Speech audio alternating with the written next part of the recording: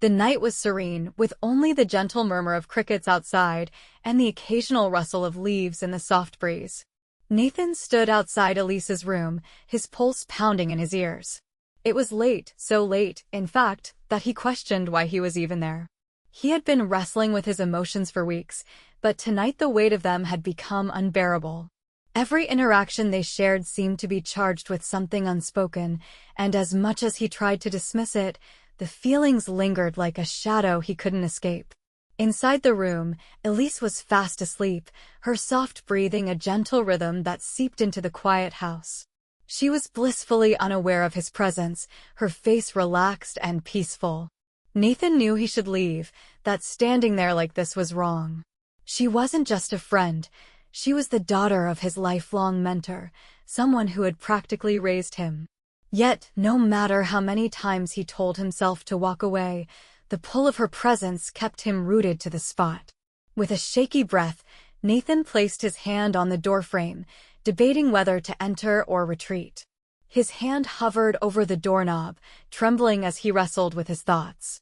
What was he doing? Why was it so hard to turn away? He swallowed hard, and before he could stop himself, he gently pushed the door open. The soft glow of moonlight streamed through the curtains, casting a silvery light across the room.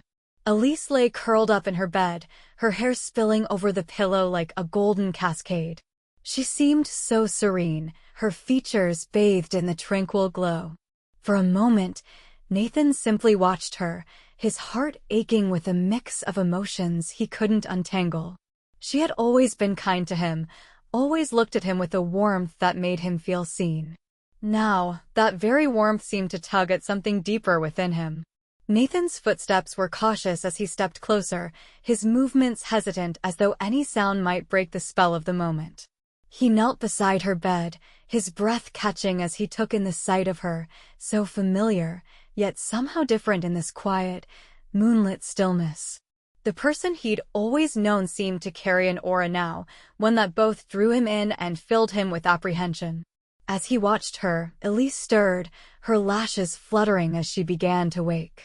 A soft sigh escaped her lips, and her eyes opened slowly, adjusting to the dim light. When her gaze found Nathan's, a flicker of confusion passed across her face before recognition set in. "Nathan," she murmured, her voice thick with sleep yet soft and filled with curiosity. "What are you doing here?" Nathan froze, his mind scrambling for an answer. I'm sorry," he stammered, his voice low. "I didn't mean to wake you. I wanted to make sure you were okay." Elise propped herself up on her elbows, the blanket slipping slightly from her shoulders. The moonlight illuminated her face, and for a moment, Nathan felt as though he were seeing her for the first time. She smiled faintly, her expression both amused and touched by his concern. "I'm fine," she assured him, her tone gentle. "But it's late. Why are you really here?" Nathan hesitated, the weight of his emotions pressing down on him. He didn't know how to explain the pull he felt toward her, the way she had been occupying his thoughts more and more. "I don't know," he admitted finally, his voice barely above a whisper. I couldn't sleep." Elise studied him, her brows knitting slightly as if she were trying to decipher his unspoken thoughts. She didn't press him further, instead offering a small smile that seemed to ease the tension in the room. "You've always been so thoughtful," she said softly. "Thank you for checking on me." Her words, so simple yet so heartfelt, sent a shiver through Nathan. He had always cared for her, always felt a sense of responsibility to look out for her. But now, those feelings seemed to carry an entirely new dimension, one that both exhilarated and terrified him. Without thinking, he reached out and brushed a strand of hair from her face, his fingers lingering for a moment. Elise didn't pull away, her gaze steady as she looked at him. The air between them grew heavier, charged with something neither of them could name. Slowly, tentatively, Elise leaned closer, her lips brushing his in a kiss that was soft and fleeting, like the touch of a feather. Nathan's heart thundered in his chest as he pulled back slightly, his hands trembling as they framed her face. "Elise," he began, his voice unsteady. "I don't know what this means." Elise's eyes searched his, her expression a mix of vulnerability and resolve. "Maybe we don't have to figure it all out right now," she said softly. "Let's just take it one step at a time." Nathan nodded, his hand resting against her cheek. For the first time in weeks, the turmoil in his chest seemed to quiet, replaced by a tentative sense of hope. Whatever this was, they would navigate it together. As he rose to leave, Elise's hand lingered on his for a moment, a silent promise passing between them. The night felt different as Nathan stepped into the hallway, his mind racing yet oddly at peace. The house was still, but within him, a storm of emotions swirled. He didn't know what the future held, but one thing was certain: the connection between them had shifted irrevocably, and there was no turning back. The morning air was cool and heavy with dew as Nathan sat at the edge of his bed, his mind clouded with the remnants of the previous night. The soft glow of sunlight streaming through the curtains did little to lighten the turmoil within him. He ran his fingers through his hair, exhaling deeply as he tried to piece together his thoughts. His encounter with Elise the night before had left him shaken, a collision of emotions he hadn't anticipated and could scarcely comprehend. Meanwhile, Elise sat on her bed in the room across the hall, her knees drawn to her chest as she gazed out the window. Her mind replayed the moment over and over, trying to make sense of the connection she felt. Nathan, her father's trusted protégé and someone she had always admired, had stepped into her life in a way she never expected. The kiss had been fleeting but undeniable, a moment that shifted the foundation of their bond. She pressed her fingers to her lips, still able to feel the faint warmth of his touch. Her heart raced with a mixture of confusion and curiosity. When Elise finally ventured downstairs, she found Nathan in the kitchen, leaning against the counter with a steaming cup of coffee in his hands. The tension between them was palpable, the weight of unspoken words filling the room like a tangible presence. She hesitated for a moment before stepping in, her voice soft as she greeted him. "Good morning." Nathan glanced up, his eyes meeting hers for a brief moment before flickering away. "Morning," he replied, his tone neutral but edged with something she couldn't quite place. He gestured toward the coffee pot. "There's fresh coffee if you'd like." Elise nodded, crossing the room to pour herself a cup. The silence stretched between them, both of them acutely aware of the other's presence, but unsure how to address the lingering tension. Finally, Elise broke the quiet, her voice tentative. "Nathan, about last night." He tensed at her words, setting his mug down on the counter as he turned to face her. "Elise, he paused, struggling to find the right words. "I don't know what came over me. I shouldn't have let it happen." She studied him, her expression unreadable. "But it did happen," she said quietly, her voice steady despite the turmoil inside her. "And pretending it didn't won't change anything." Nathan sighed, his shoulders slumping as he leaned against the counter. "You're right. It happened. But that doesn't mean it was right." Elise set her mug down, crossing her arms as she leaned against the opposite counter. "What if it wasn't about being right or wrong?" she asked, her voice barely above a whisper. "What if it was just honest?" Her words hung in the air, a quiet challenge that Nathan didn't know how to answer. He looked at her, really looked at her, and saw the same mixture of confusion and longing that mirrored his own. He rubbed a hand over his face, his jaw tightening as he struggled to articulate his thoughts. "Elise," he began, his voice low and earnest, "I've always cared about you. You know that. But what happened last night, it's complicated. And we need to figure out what it means, if it means anything at all." She nodded slowly, her gaze dropping to the floor. "I know. And I'm just as confused as you are. But I can't pretend it didn't feel real." Nathan's chest tightened at her words, the sincerity in her voice cutting through his defenses. He stepped closer, his movements tentative as though afraid of crossing an invisible line. "We can't rush this," he said softly. "Whatever this is, we need time to process it. To figure out what it means for both of us." Elise looked up at him, her eyes searching his for reassurance. She nodded again, her expression resolute. "You're right. Time. We need time." The conversation ended there, the silence between them now less oppressive, but still heavy with uncertainty. Elise picked up her coffee cup and left the kitchen, leaving Nathan alone with his thoughts. He leaned against the counter, staring out the window as the morning light bathed the room in a soft glow. He didn't know what the future held, but one thing was certain: their bond had changed, and there was no going back. In the days that followed, the dynamic between them remained tense but tentative, each of them navigating the uncharted territory of their emotions. They avoided being alone together, their interactions polite but distant. Yet, despite the space they tried to maintain, there was an unspoken understanding between them, a quiet acknowledgement of the shift that had occurred. Elise found herself spending more time in the garden, seeking solace in the tranquility of nature. She would sit beneath the shade of the old oak tree, her sketchbook balanced on her lap as she tried to capture the fleeting beauty of the world around her. But no matter how hard she focused on her art, her thoughts always drifted back to Nathan. Nathan, on the other hand, threw himself into work, seeking distraction in the projects he'd taken on to help Elise's father. But even as he immersed himself in tasks, he couldn't shake the memory of her touch, the softness of her voice, the way her eyes had looked at him that night. As the days turned into weeks, they both knew a conversation was inevitable. They couldn't keep dancing around their emotions forever.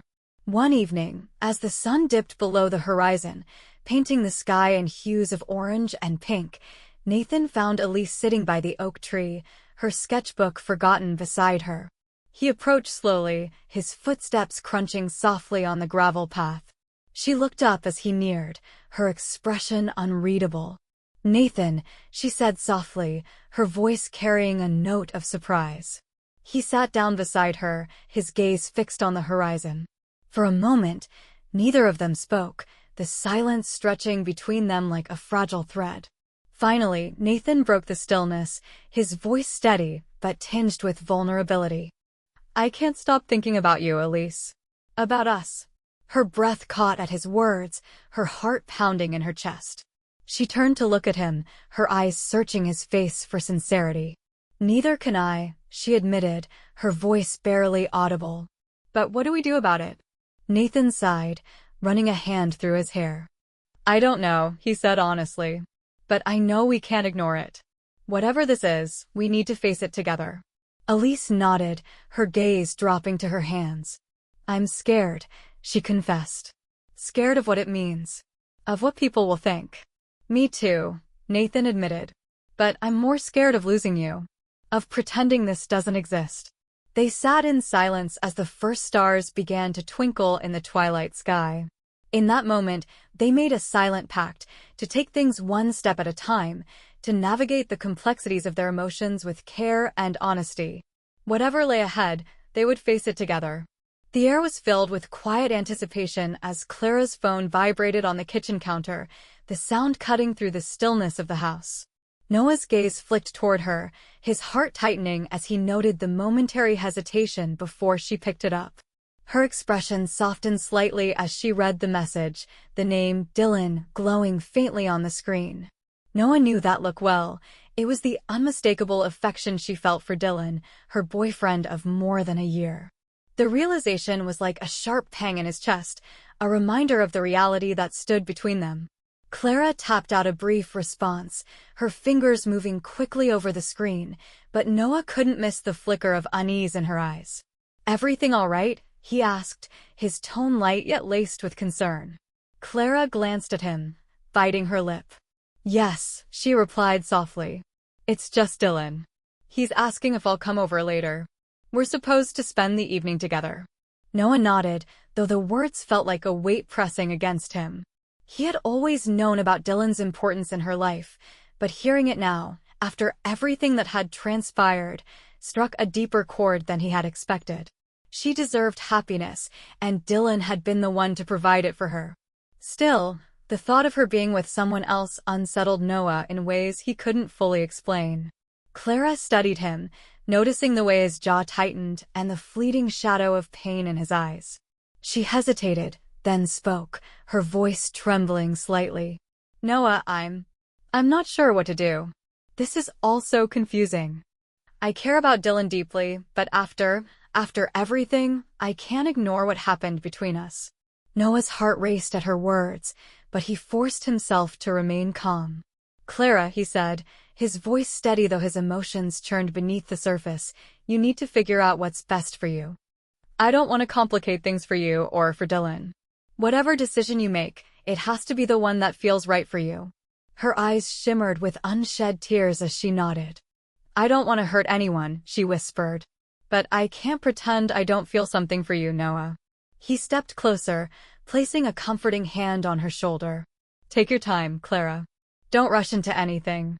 You deserve clarity, and whatever choice you make, I'll respect it. That evening, Clara drove to Dylan's house, her mind a storm of conflicting emotions. She had hoped that being with him would provide some sense of normalcy, a reminder of the steady and supportive relationship they had built. Dylan greeted her warmly at the door, pulling her into a firm embrace. His familiar cologne wrapped around her like a comforting blanket, and for a moment, she allowed herself to relax.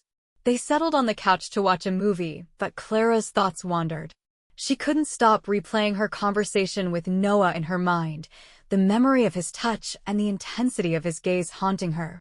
No matter how hard she tried to focus on Dylan, her emotions were in turmoil. Halfway through the movie, Dylan paused the screen and turned to her, his expression gentle but concerned.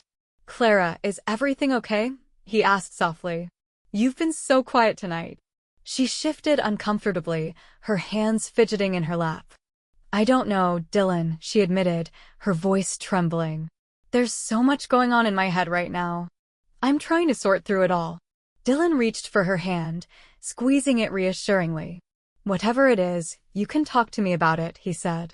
We'll figure it out together. Clara's eyes met his, and she felt a pang of guilt.